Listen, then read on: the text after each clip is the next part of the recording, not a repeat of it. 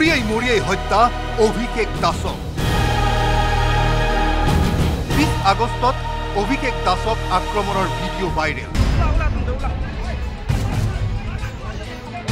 দুৰ্ঘটনাৰ পাছতে হোৱা আক্ৰমণত অভিষেকৰ মৃত্যু হোৱাৰ অভিযোগ 23 বছৰীয়া অভিষেক দাসক নৃশংসভাৱে হত্যাৰ অভিযোগ পৰিয়ালৰ অভিষেকৰ পৰিয়ালে এজাহাৰ দাখিল কৰাৰ পাছতে ঘটনাই নতুন ৰূপ লৈছে পৰিয়ালৰ দাবী পোষ্টমৰ্টেম ৰিপৰ্টতো আছে পিছফালে ডিঙিৰ হাড় ভাঙি যোৱাৰ তথ্য নিজক 23 বছৰ কোলাত লৈ ডাঙৰ কৰিছো ইয়াত এই পুত্ৰৰ ভিতৰত এক বছৰ তলত পৰি আছে কেনেকৈ বিশ্বাস কৰিব যাক লৈ মোৰ ইমান আকাংক্ষা আছিলে পুত্ৰৰ ভিতৰত এক বছৰ তলত পৰি আছে কত আশা কৰিছিলে বাবা এইটো কৰিম মই এইটো কৰিব লাগিব এই পুত্ৰ যে পুত্ৰই বাপেকক উঠাই বাপেকে পুত্ৰক উঠাব লগা হৈছে ইয়াৰ পৰা সেইদিনা অভিষেকৰ সৈতে থকা 4 বন্ধুৱেও দিছে বিস্ফোৰক মন্তব্য গাড়ীৰ ভিতৰতে মাৰধৰ কৰাৰ অভিযোগ 4 বন্ধুৰ মাৰি তাক আঁতৰলৈ লৈ গৈছিল আৰু তাত মাৰিছিল আমাৰ চকুৰ সন্মুখতে তাক মাৰিলে বুলি বিস্ফোৰক মন্তব্য দিলে অভিষেকৰ বন্ধুৱে যোনে মাৰিছিলে মানে যেতিয়া ই ওলাই গ'ল তাৰপিছত আহিছে পিছৰ পৰা কোনোবা তাৰপিছত তাক মাৰিছে তাৰপিছত চচুৰাই লৈ গৈছে অভিষেক নামৰ লগে লগে লৈ গ'ল নামৰ লগে তাক লৈ গৈছে আঁতৰত মাৰিছে নেকি মাৰিছে পিছেৰে মাৰিছে তাক মানুহজনক চিনি পোৱা মানুহজনক ইমান ভালকে দেখা পোৱা নাই মানে সেইটো টাইমত আমাৰ অকমান ইনজৰ হৈছিলে কিমান মানুহ আছিলে মাৰতে বহুত মানুহ আছিলে তাতে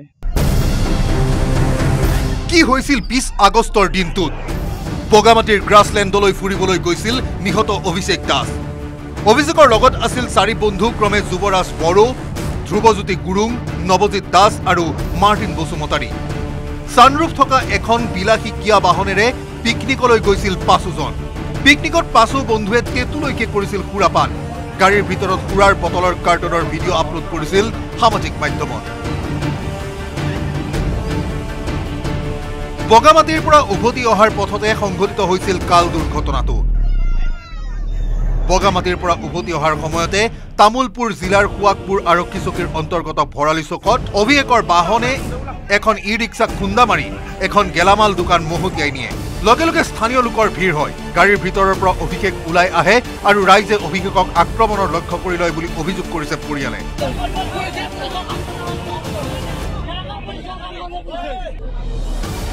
আৰু গণপ্ৰহাৰতে 23 বছৰীয়া অভিষেকৰ মৃত্যুৰো কৰিছে অভিযোগ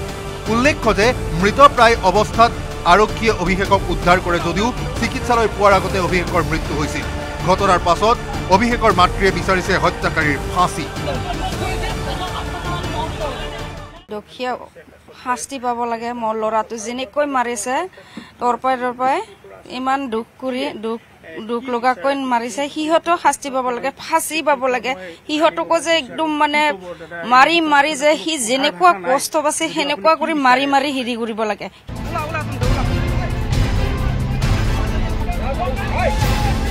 উল্লেখ্য যে 20 আগষ্টৰ এই ঘটনা দুৰ্ঘটনা হিচাপে ধৰি লৈছিল সকলোৱে কিন্তু অভিষেকৰ পেহীয়েকে এটা পোষ্টৰ পাছতে সমগ্ৰ ঘটনাই লৈছে নতুন মূৰ লগতে অভিষেকৰ পৰিয়ালে হত্যাৰ অভিযোগ তুলি দাখিল কৰিছে এজাহাৰ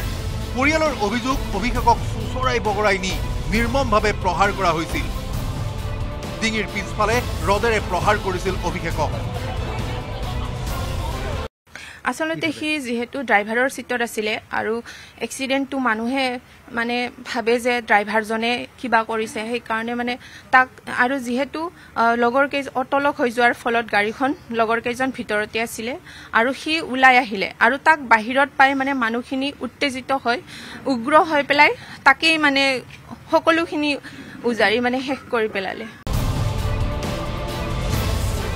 আৰক্ষী আৰম্ভ কৰিছে ঘটনাৰ অনুসন্ধান আৰক্ষী এতিয়ালৈকে এজনো দোষীক আটক কৰিবলৈ সক্ষম হোৱা নাই তামুলপুৰৰ পৰা Nayanjyoti Das report news 18 Assam north